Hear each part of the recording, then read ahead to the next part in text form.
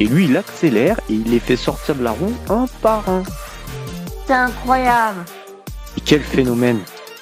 Il a 19 ans. Bonjour à tous et bienvenue sur Pole Position, votre rendez-vous consacré au cyclisme et à Paul Sexas. On est là pour vous avec Nathan. Salut Nathan! Bonjour Thibaut, bonjour à tous nos amoureux de cyclisme et surtout de Paul Sexas. Aujourd'hui, on se retrouve ensemble pour parler de Paul Sexas et de débattre sur son Tour de France. Yes, alors aujourd'hui, on va se poser la question, et si Paul Sexas gagnait le Tour?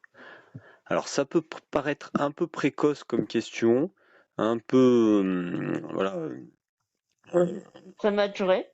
prématuré, mais moi je voulais l'introduire comme ça parce que je me souviens quand j'étais gamin, quand j'avais 9 ans, avant la Coupe du Monde 98, mon grand-père était abonné au Dauphiné Libéré et sur sa table, une fois, quand j'étais petit, il y avait le journal avec en titre «Et si les Bleus étaient champions du monde?» ou quelque chose comme ça. Et moi, ça m'a marqué. Moi, en tant que gamin, je me disais, bah, c'est pas possible. Moi, dans mes livres, ils disent que c'est le Brésil et c'est l'Allemagne, voire l'Italie et jamais la France. Et si tu veux, depuis cette époque-là, eh ben, on a changé d'idée, on est passé dans un autre monde. Et maintenant, les Français, ils abordent les Coupes du Monde à chaque fois dans la posture de on peut la gagner, voire on va la gagner.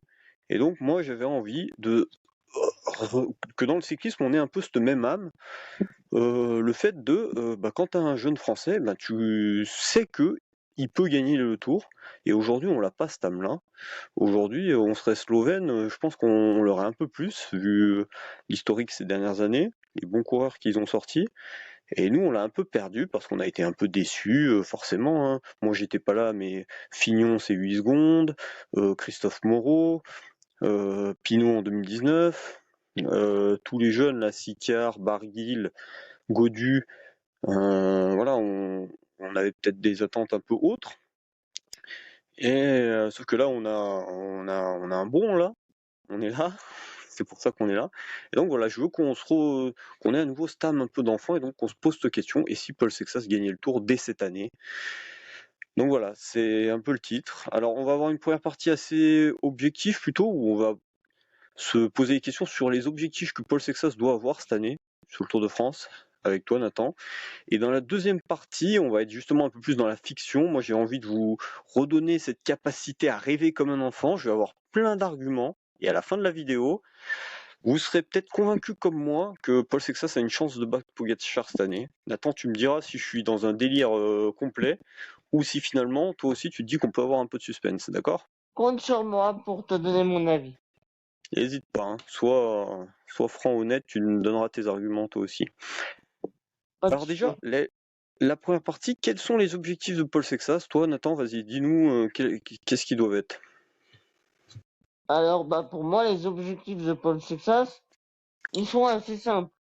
C'est de découvrir le Tour de France, comme il doit le faire, comme n'importe quel coureur qui débute son premier grand tour, et après, commencer à répondre sur les premières étapes accidentées à Tadej Pogacar, Jonas Vingegaard, etc.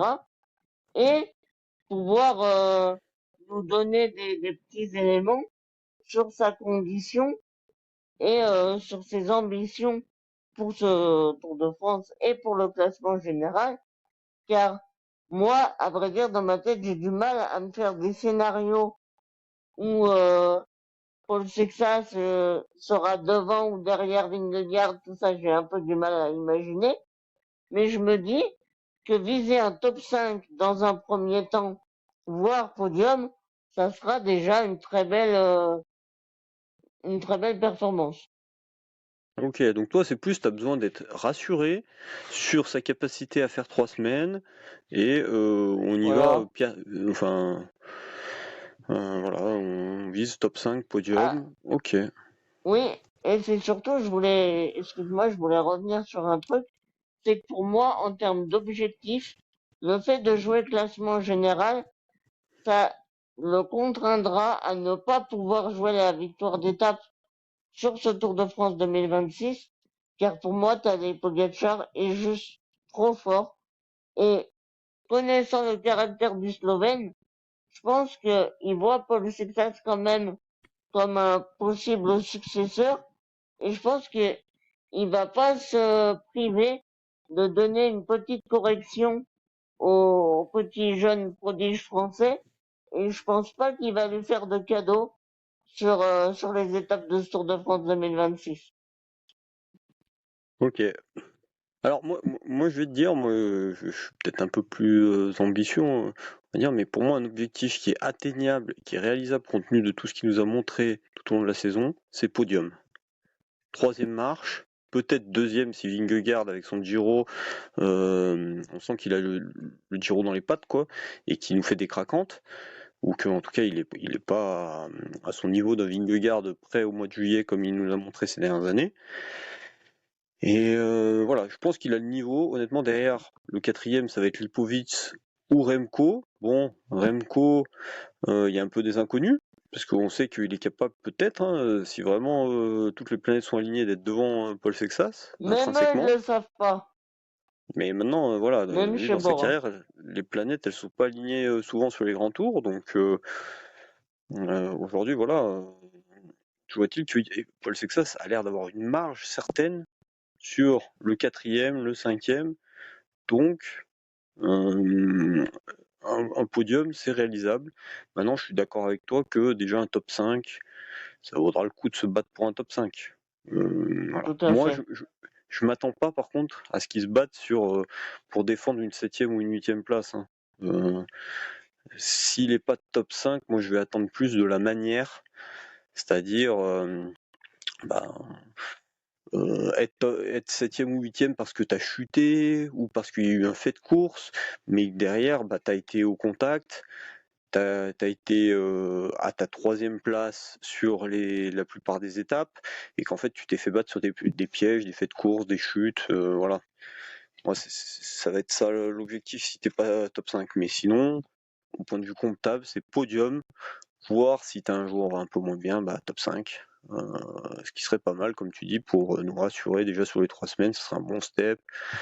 Que 19 ans, on répète. Bah, Donc voilà. moi, j'aimerais bien revenir sur ce que tu dis, parce que tu dis que top 5, ce serait déjà pas mal. Le top 5, ce serait exceptionnel. Pour quelqu'un qui fait son premier grand tour à 19 ans sur le Tour de France, la course la plus difficile et disputée du monde, il faudra surtout pas négliger cette performance d'un top 5. Après, si il venait à ne pas être présent dans le top 10, quelle que soit la raison, hors chute, bah, j'ai un petit peu peur que ça occulte son début de saison incroyable avec la victoire au Pays Basque, à la Faune Ardèche Classique et à la Flèche Wallonne. Je pense que le grand public a souvent tendance à effacer d'un coup toutes les bonnes choses par le négatif. Là, on voit notamment avec la Coupe du Monde, quand Cristiano Ronaldo marque, tout va bien, mais quand il marque pas, bah, c'est le pire joueur du monde, faut qu'il aille à la retraite. Donc, j'ai un petit peu peur sur ce point-là, personnellement. Bah après, ouais, je suis d'accord que s'il fait pas top 10, point de vue média ou grand public, on sera peut-être un peu décontenancé, mais lui, il n'y a pas de raison qu'il soit pas sûr de lui, parce qu'avec ce qu'il nous a montré cette année, il n'y a pas de raison de pas croire en lui.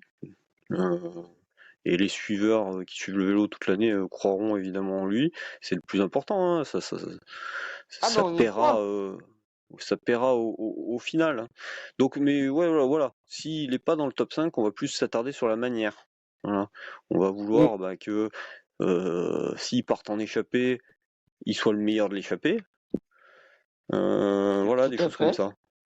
Mais au point de vue comptable, moi comme je te disais, c'est podium parce que je vois mal Lipovic le battre aujourd'hui, Et Del finir devant Toro? lui.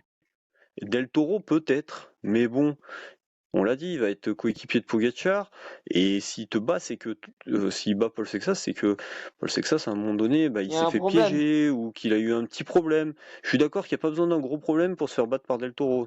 Je suis d'accord, un petit problème, une crevaison au même moment, tu peux te faire battre par Del Toro. Mais sur Lipovic, même une crevaison au mauvais moment, il n'y a pas de raison de te faire battre par Lipovic, hein. Oui, Donc il a de la marge. voilà. Moi franchement, voilà, je serais un peu déçu si il se fait battre par un Lipovic alors qu'il n'a pas eu d'incident. Voilà, compte tenu encore une fois de tout ce qu'il nous a montré cette année. Mais voilà, bon, c'est personnel, ça remet pas du tout en question son talent, le fait qu'on y croit et que il le gagnera un jour, c'est indéniable. Mais voilà, ça sera une petite déception à la fin de ce Tour de France parce que on sait qu'il en a les capacités. Ouais, justement, toi, qu'est-ce qui te décevrait? C'est un peu pareil ou? Bah, alors la question, elle est assez intéressante parce que justement, qu'est-ce qui nous décevrait? Ben, je sais pas vraiment en fait. Moi, ce qui me décevrait, c'est de pas le voir dans le top 10 déjà. Premièrement, comme tu l'as évoqué tout à l'heure, mais surtout de ne pas le voir à l'écran. Quand Pogacar elle va attaquer, quand Vingegaard va suivre Tadej Pogacar, j'ai envie que le troisième homme, ce soit Paul Sexas.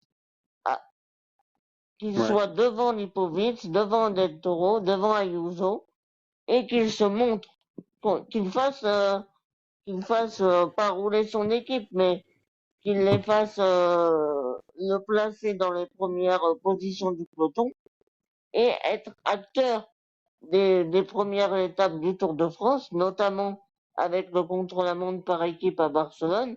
J'espère qu'ils pourront faire mieux que sur le Tour d'Auvergne-Rhône-Alpes et surtout pouvoir jouer l'étape. J'ai du mal à y croire, mais en tout cas être acteur, voilà, c'est le mot d'ordre. ok. Et à l'inverse, qu'est-ce qui te surprendrait? Bah une victoire d'étape, voilà, je peux Ah, une pas être victoire plus d'étape. clair. Ouais. Parce que tu le vois se faire battre par Pogacar tout le long. Ouais, pour moi c'est impossible et inenvisageable que Paul Sexas arrive à battre Paul Sexas, Pogacar, que ce soit au sprint ou carrément en le décrochant de la roue, car on l'a vu à Liège, il en est encore loin, et j'ai du mal à me dire que il a franchi ce palier, aussi extrême soit-il, après le Dauphiné qu'on a vu, et je pense que ce sera très compliqué de remporter une victoire d'étape sur ce Tour de France. Ok, alors moi je vais te dire ce qui me surprendrait, moi c'est qu'il gagne le tour, tout simplement. Ah bah oui, Parce que, ça c'est à la limite, évident. ouais, mais s'il finit deuxième, bah, ça me surprendrait pas tant que ça, comme je te dis, parce que Vingegaard a fait le Giro, ça sera son deuxième tour. L'année passée, on l'a vu après le Tour de France, sur la Volta, il semblait un peu cramé sur la fin. La fin, les deux dernières étapes, Ouais, ces étapes totalement. reines. Donc, voilà, est-ce qu'il va tenir jusqu'à là? Je sais pas, j'ai des doutes.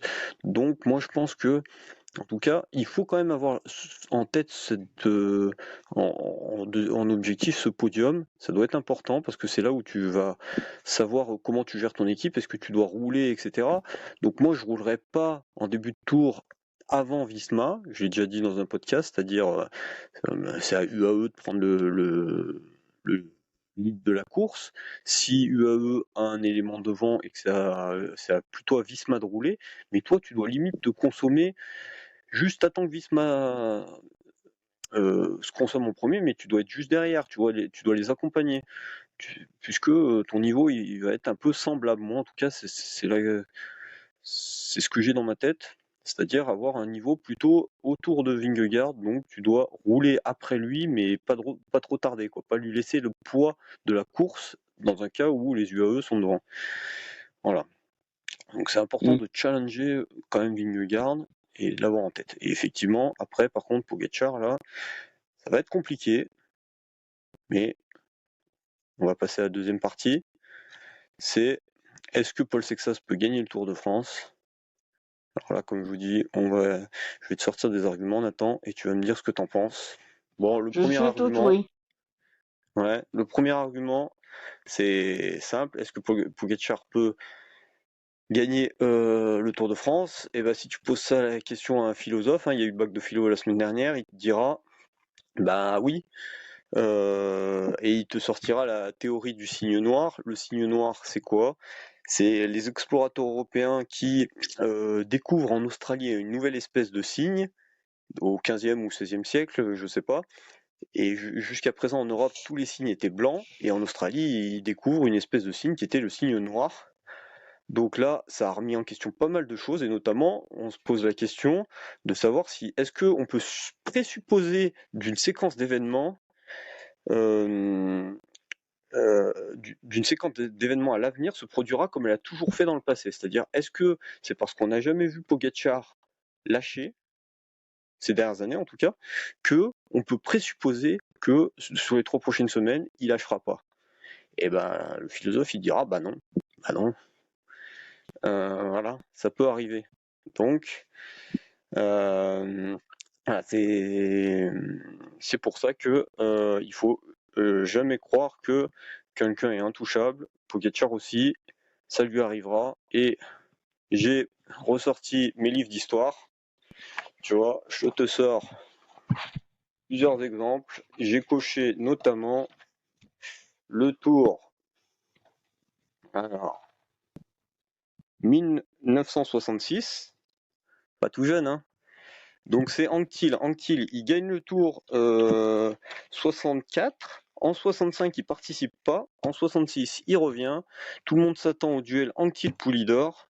Et c'est qui gagne? Et ben c'est Lucien Aymar, coéquipier d'Anquetil, un peu à la Je connais surprise pas. générale. Donc tu vois, le grand champion qui était Anquetil, tout le monde l'attendait vainqueur en début du tour. Il a perdu.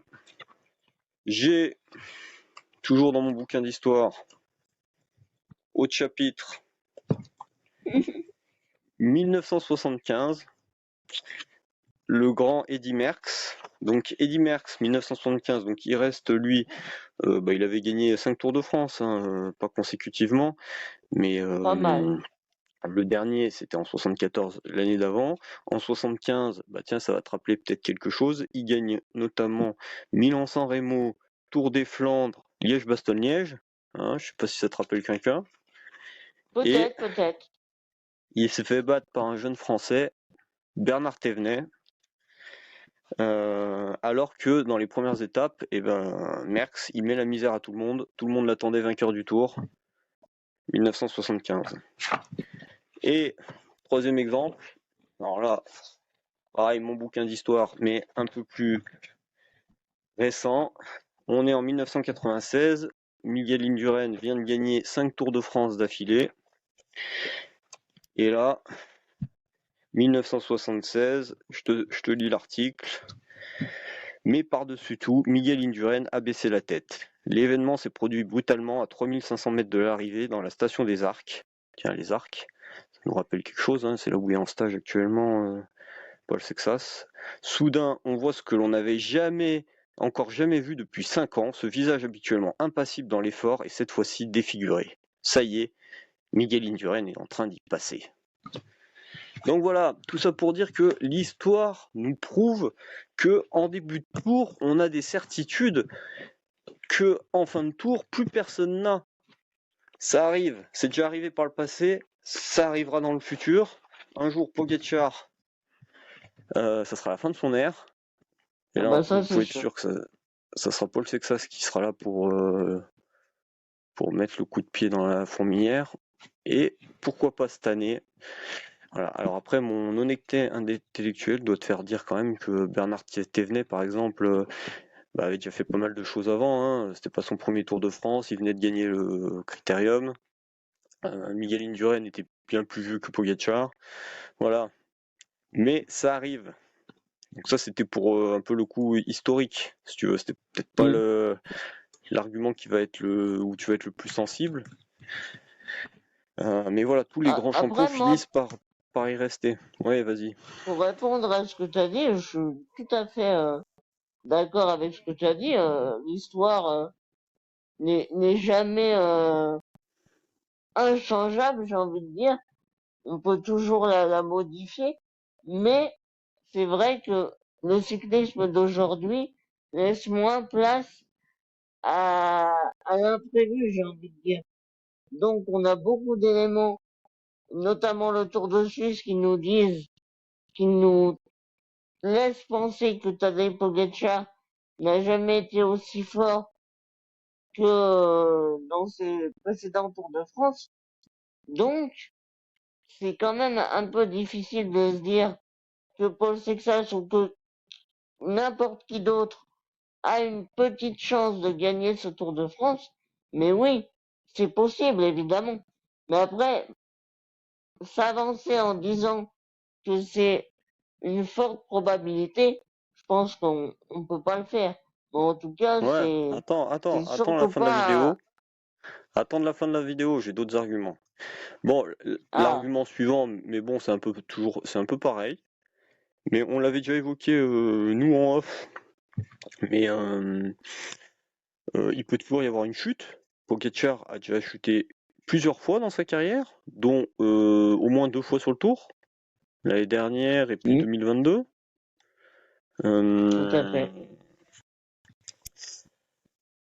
Ça peut toujours arriver. On se souvient, comme tu l'as dit sur le podcast d'hier, Nibali 2014, avec la chute de Contador et Froome, qui gagne le Tour, alors qu'on ne s'attend pas du tout à ce qu'il gagne en début de Tour.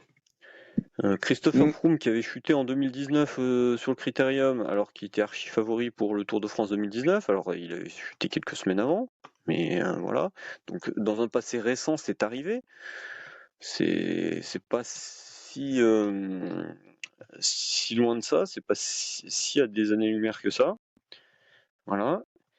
Et là où j'ai d'autres arguments, moi, c'est Paul Sexas, il s'est blessé. Ok. Bon, sur le Tour Auvergne-Rhône-Alpes. Mais ça peut, paradoxalement, alors attention, ça peut, hein, je dis pas que c'est une bonne chose. Moi j'étais un peu inquiet, on a été un peu rassuré vu ces données Strava. Mais Mm. quand tu as des blessures comme ça, avant le tour, et ben le gars, si son coach. Ça motive.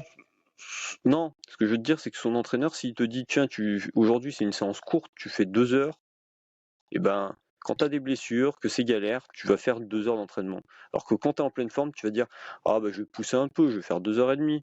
Tu vois, le temps de rentrer chez moi, je suis un peu loin, bon, je vais faire 2 heures et demie. Tu pousses un peu inconsciemment parce que tu as envie de bien faire. Et ça peut t'apporter de la fraîcheur. Moi, je me souviens très bien de Warren Barguil, Tour de France, je crois que c'était 2017, vous vérifierez. Le Tour de France où il gagne ses 2 étapes, Pau, Izoard, à la pédale, le maillot à poids, bref, le Tour de France de sa vie. Il avait chuté au Tour de Romandie et à la fin du Tour de France, il nous avait dit, grâce à ma chute, je suis arrivé hyper frais sur le Tour de France et en troisième semaine, j'étais hyper bien. Voilà, il l'a plus jamais refait de sa vie. Donc quelque part, ça peut être contre-intuitif, mais une chute, ça peut apporter de la fraîcheur. Voilà. Moi aussi, ce que j'avais comme argument, c'est qu'on a vu cette année la confrontation, 2 confrontations Pogacar-Sexas sur des efforts de 10 minutes max, Mm. moins de 10 minutes. Là, on va avoir cette confrontation sur des efforts de 30, 40, 50 minutes. Ça va être autre chose. Donc on passe dans un autre monde qu'on ne Ouais. connaît pas. Donc Bah là, oui, c'est ça. moi j'ai... Ouais, Ouais, vas-y. ça tombe très bien que tu dis ça parce que va me permettre de rebondir sur ce que tu as dit et de mettre en place mon argument à moi. C'est que pour moi, ça peut paraître un petit peu contre-intuitif et très bizarre de dire ça, mais je pense que le Tour de France cette année pour Paul Sixas, ça ne doit pas être son objectif principal. Je m'explique. Il va y avoir les championnats du monde au Canada cette année. L'an dernier, on a vu qu'il était largement capable de jouer avec les meilleurs à Kigali sur une course de plus de 250 km, peut-être les championnats du monde les plus compliqués jamais créés. Là, je pense que, vu sa période de classique qu'il nous a fait, victoire sur la Flèche Wallonne, deuxième d'Estrade Bianchi, deuxième de Liège, je pense qu'il a une véritable chance de pouvoir gagner les championnats du monde au Canada cette année, devant Pogacar. Et là, pour une fois, je serais peut-être un peu plus ambitieux que toi. une fois n'est pas coutume.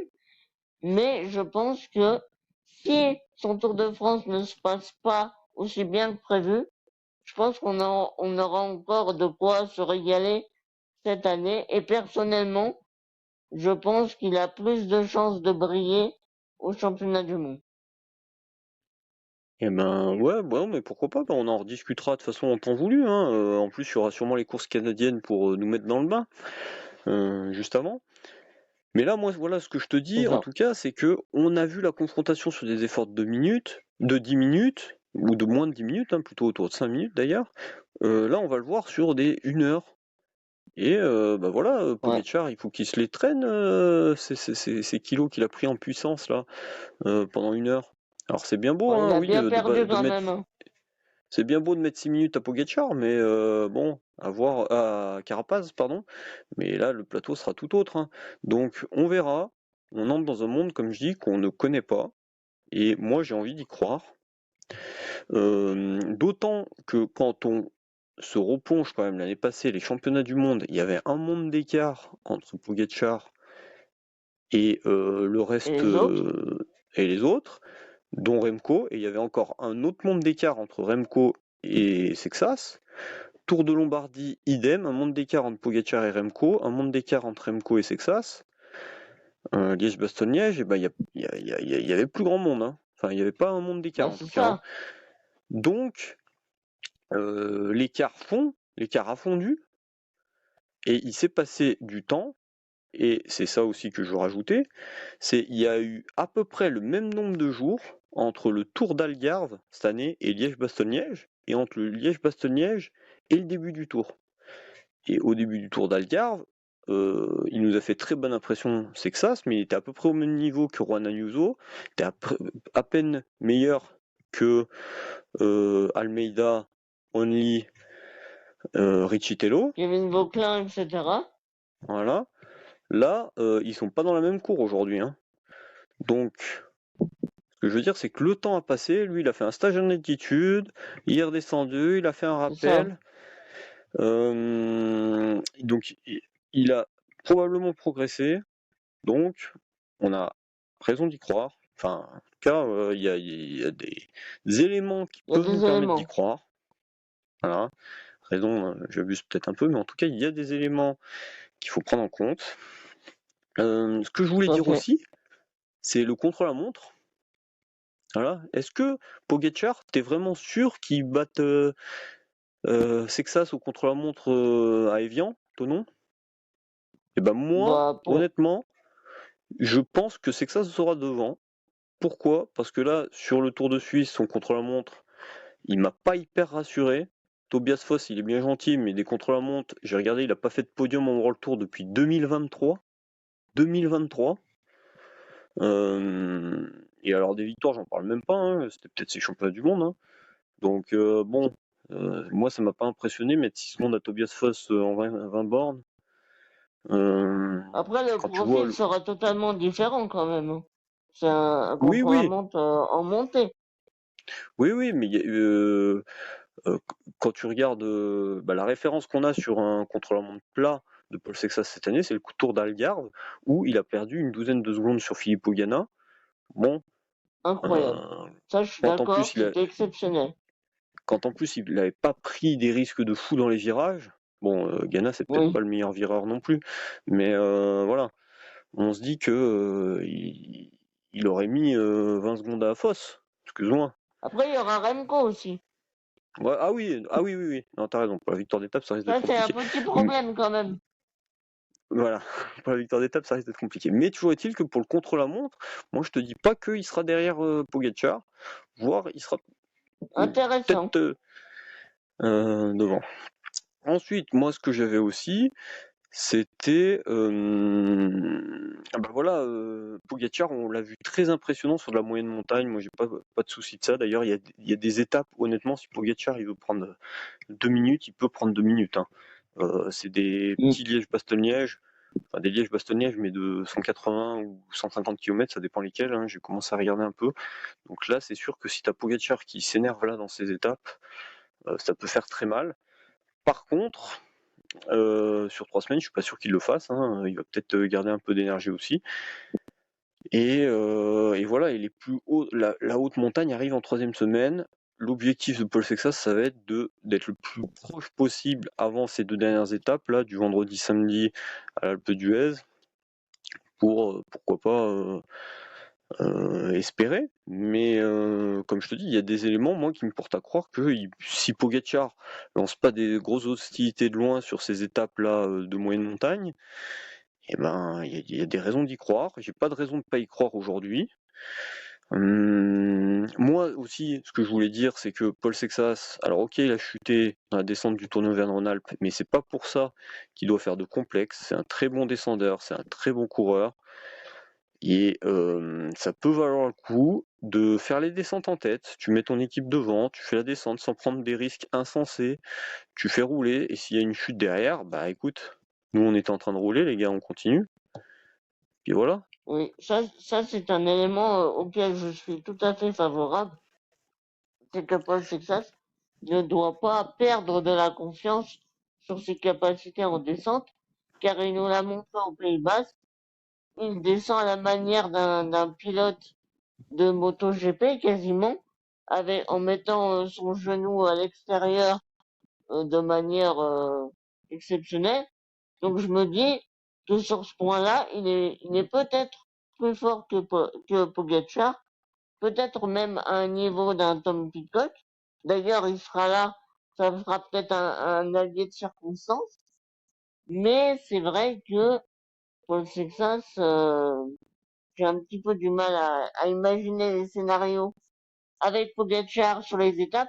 Je me dis que si jamais Pogacar a envie de faire un raid solitaire en partant à 50 km de l'arrivée, ce qu'il n'a jamais fait sur le Tour de France, je me dis que si j'étais Paul Sexas, ben j'essayerais pas de le suivre. Je resterais dans le peloton avec les autres concurrents. Je sais pas ce que t'en penses, toi.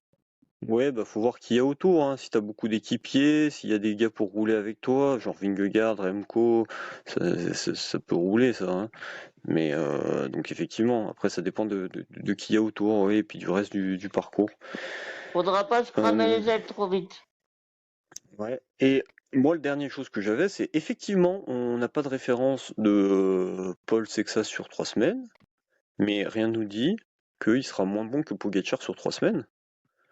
Il sera peut-être meilleur. Moi, ce que j'ai comme référence, en tout cas cette année, c'est son Tour du Pays Basque où il nous a fait. Alors, ça commençait le mardi, hein, le lundi ou mardi?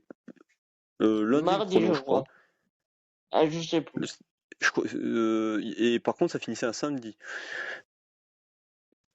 C'est Donc ça vrai. fait ouais, 5 ou 6 étapes et il y en a qu'une qu'ils avaient fait à un rythme tranquille, sinon il avait fait du seuil sur toutes et des intensités en zone 5 sur au moins 3 ou 4. Et est-ce que tu l'as vu vraiment décroître en fin Non, de forme, hein? Est-ce pas qu'on l'a du vu tout. perdre de la puissance en fin de On semaine? a eu peur de ça, mais on n'a pas du tout constaté ce phénomène. Bah ouais, sur Clairement. la dernière étape, il met la misère à Lipovic encore, hein, en milieu d'étape là. Après, ils se font rattraper sur Paris-F là, mais voilà.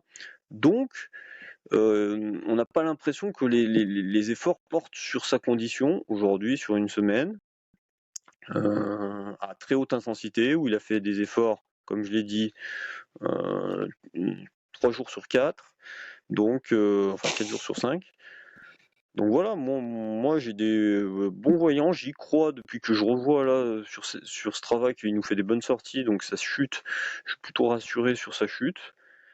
Et voilà, et dernière chose, tu vois, j'ai ressorti mon l'équipe du 22 Encore? juillet 2022. Ouais, du 22 juillet 2022, c'est la victoire à Otakam de Vingegaard, et c'est là où